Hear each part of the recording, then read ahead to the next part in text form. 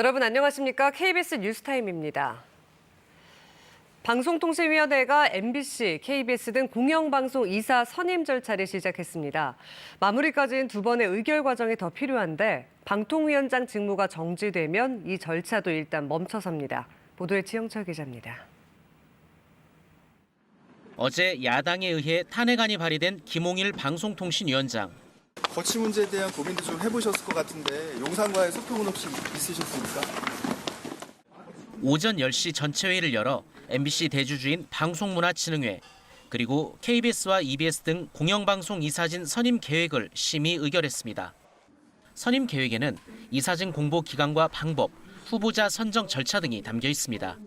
회의에서 김 위원장은 공영방송 이사 선임 절차를 진행하는 것이 법 집행기관인 방통위의 당연한 책무라고 말했습니다. 이상인 부위원장도 절차를 미루는 것은 방통위 책무를 제대로 하지 못하는 것이라며 찬성 의견을 냈습니다. 안건 통과에 앞서 MBC 측이 낸 방통위원 기피 신청에 대해선 당사자 적격의 흠결이 있고 기피 신청권을 남용한 것이라 신청 자체가 부적합하다며 각하했습니다. 오늘 의결에 따라 방통위는 오늘부터 14일간 방문진과 KBS 이사회 이사진에 대한 공모를 진행합니다. EBS 이사회에 대해선 다음 달 12일부터 25일까지를 공모기간으로 정했습니다. 이후 방통위는 국민 의견 수렴 절차 등을 거쳐 KBS 이사는 대통령에게 추천하고 방문진과 EBS 이사 등은 임명하게 됩니다. 그러나 김 위원장에 대한 탄핵안이 국회를 통과한다면 이 절차는 모두 중단됩니다. 방통위는 합의제 기구여서 남은 부위원장 한 명으로는 의결을 할 수 없기 때문입니다. 때문에 이동관 전 방통위원장이 탄핵안 통과에 앞서 자진 사퇴했던 것처럼 김홍일 현 위원장도 업무 공백 최소화를 내세워 자진 사퇴할 가능성도 거론되고 있습니다. KBS 뉴스 지형철입니다. 방송통신위원회가 공영방송 이사 선임 계획을 의결한 것에 대해 여야는 정면으로 충돌하는 모습입니다. 더불어민주당은 방송장악 쿠데타라고 비판을 했고 국민의힘은 야당이 방통위를 겁박하고 있다고 맞섰습니다. 전현우 기자가 보도합니다. 방송통신위원회를 둘러싸고 여야는 공방을 이어갔습니다. 더불어민주당은 방통위가 공영방송 이사 선임 계획을 의결한 것에 대해 방송장악 쿠데타라고 비판했습니다.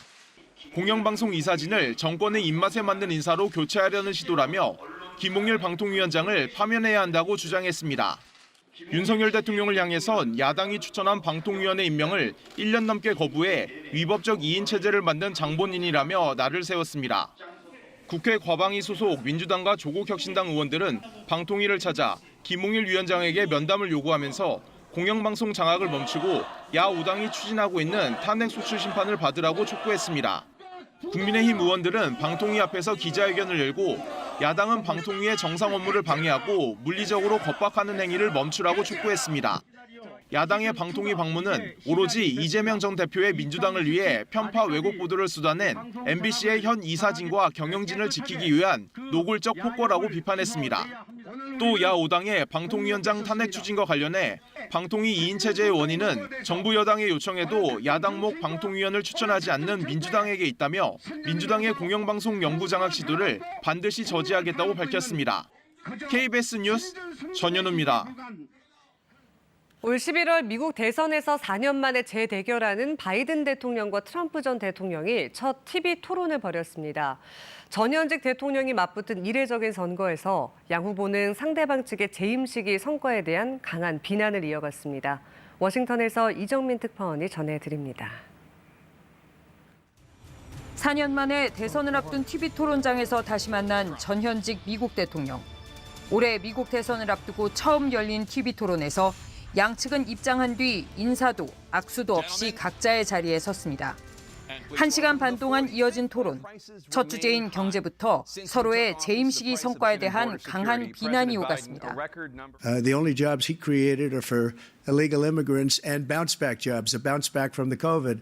He has not done a good job. He rewarded the wealthy. He had the largest tax cut in American history, $2 trillion. He raised a deficit larger than any president has in any one term. 상대가 발언할 땐 마이크가 꺼지는 규정에 따라 서로 말을 가로막는 혼란은 없었습니다. 대신 서로의 발언을 인정하지 못하는 듯 고개를 젓거나 상대를 어이없다는 듯 바라보는 모습이 연출됐습니다. 특히 대선 쟁점으로 부각된 이민과 낙태를 놓고는 첨예한 의견 대립이 오갔습니다. He decided to open up our border, open up our country to people that are from prisons, people that are from mental institutions, insane asylum, terrorists. There's no data to support what he said. Once again, he's exaggerating, he's lying. 전 현직 대통령의 이례적인 대선 TV 토론인데다 예년보다 첫 토론이 석 달쯤 빨리 열리면서 관심은 뜨거웠습니다. 바이든 후보는 고령 논란을 불식시키기 위해, 트럼프 후보는 사법 리스크를 벗기 위해 애써 토론을 준비했다는 평가를 받았는데 토론 결과가 얼만큼 지지율에 반영될지도 관심입니다. 워싱턴에서 KBS 뉴스 이정민입니다. 산업활동을 보여주는 생산과 소비, 투자 지표가 지난달에 모두 하락한 것으로 나타났습니다. 현재 경기를 나타내는 동행지수는 48개월 만에 가장 큰 폭으로 하락했습니다. 이승훈 기자가 보도합니다. 통계청이 집계한 지난달 산업생산은 전달에 비해 0.7% 감소했습니다. 지난해 11월부터 넉 달 연속 증가했던 산업생산은 올해 3월 큰 폭의 하락세를 보인 뒤 4월에 반등했지만 다시 5월 들어 하락세로 전환했습니다. 업종별로는 광공업에서 1.2%가 줄었는데 기계장비와 자동차 생산이 감소한 영향이 컸습니다. 또 서비스업도 금융, 보험 등의 분야에서 생산이 줄며 전달보다 0.5% 감소했습니다.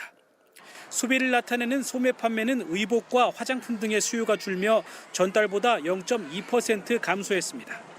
여기에 투자 지표인 설비 투자도 4.1% 감소하며 석 달 연속 하락세를 이어갔습니다.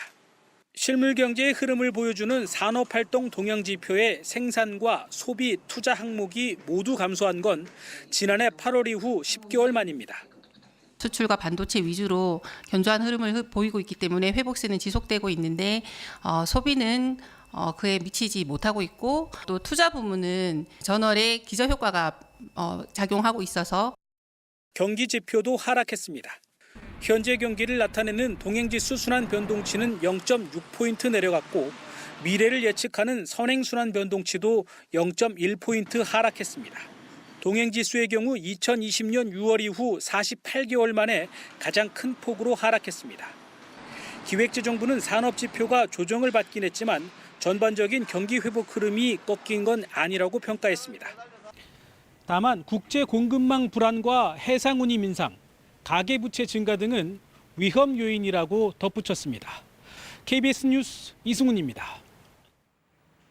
아파트 경비 업무를 위탁 관리로 전환하면서 고용 승계를 거부한 경비원들을 해고한 것은 정당하다는 판단이 나왔습니다. 대법원은 경비 관리 어려움과 최저임금 인상 등의 사유로 경비 업무를 위탁 관리로 전환한 것은 긴급한 경영상의 필요가 인정된다고 봤습니다. 김태훈 기자의 보도입니다. 최저임금 인상 등을 이유로 아파트 경비 업무를 위탁 관리로 전환하면서 위탁업체로 고용 승계를 거부한 경비원 약 100명을 정리해고한 것은 정당하다는 대법원 판단이 나왔습니다. 대법원 일부는 압구정 현대아파트 입주자 대표회의가 중앙노동위 위원장을 상대로 낸 부당해고구제 재심 판정 취소 소송 상부심에서 원고 승소 판결한 원심을 확정했습니다. 압구정 현대아파트 입주자 대표회의는 2017년 10월 최저임금 인상과 주차대행 업무 처리 과정에서 분쟁 등을 이유로 경비 업무를 자치관리에서 위탁관리로 바꾸기로 의결했습니다. 주차 공간이 협소한 해당 아파트에서 경비원들은 대리 주차를 해준 뒤 3에서 5만 원가량의 수고비를 받아왔었는데 일부 경비원들은 이 같은 업무 때문에 휴게 시간을 보장받지 못한다며 추가 수당을 지급하라고 진정을 내는 등 분쟁이 이어지던 중이었습니다. 입주자 대표회의는 직고용 중이던 경비원 100여 명에게 위탁업체로 100% 고용 승계와 정년 미적용 특례 등을 제시했지만 대부분의 경비원들은 위탁업체로 이직을 거부했습니다.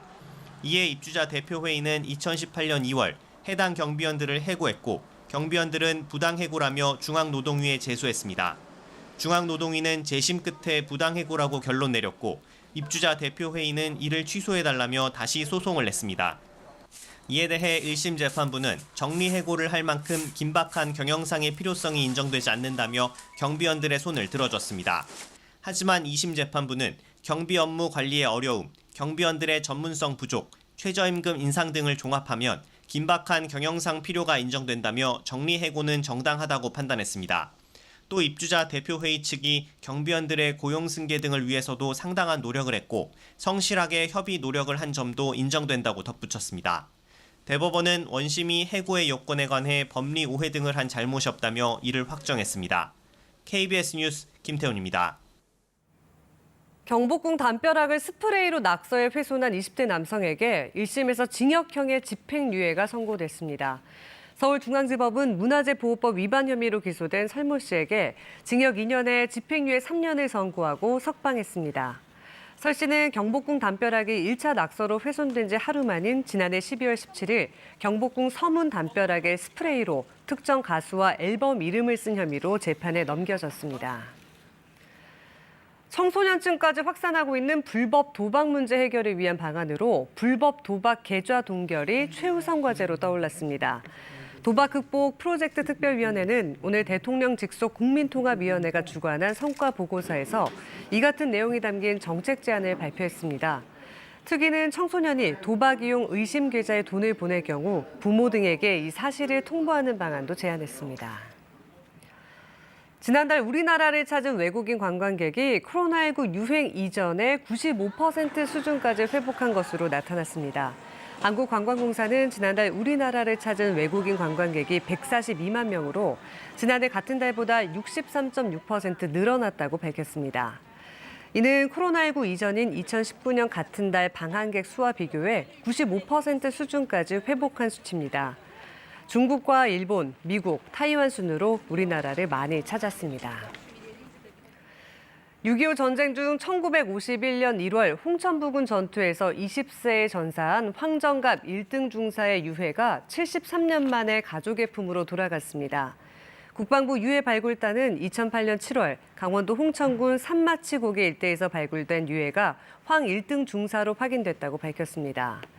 황 1등 중사의 신원은 유해 발굴 한 달 전 여동생 황계숙 씨가 제공한 유전자와 비교해 최근 확인됐으며 여동생 황 씨는 지난해 세상을 떠났습니다. 이번 주말엔 전국에 장맛비가 내리겠습니다. 중부엔 30에서 120, 남부와 제주엔 30에서 100, 제주 산지엔 150mm 이상의 비가 내리겠습니다. 비는 내일 새벽 제주도를 시작으로 오후에는 남부와 충청에, 밤에는 수도권과 강원도까지 확대되겠습니다. 내일 밤부터 시간당 30에서 50mm의 매우 강한 비가 예상됩니다. 비의 양이 많고 집중호우가 예상돼 대비해야 합니다. 내일 아침 기온은 서울과 부산이 22도로 오늘과 비슷하겠습니다. 낮 기온은 서울이 31도, 대전과 대구가 29도, 광주가 27도로 오늘보다 낮겠습니다. 바다의 물결은 서해와 제주 해상에서 3, 4m까지 높게 일겠습니다. 비는 일요일 오후에 대부분 그치겠지만 다음 주에도 정체 전선의 영향으로 비가 오는 날이 많겠습니다. 기상정보였습니다. KBS 뉴스타임 마칩니다. 고맙습니다.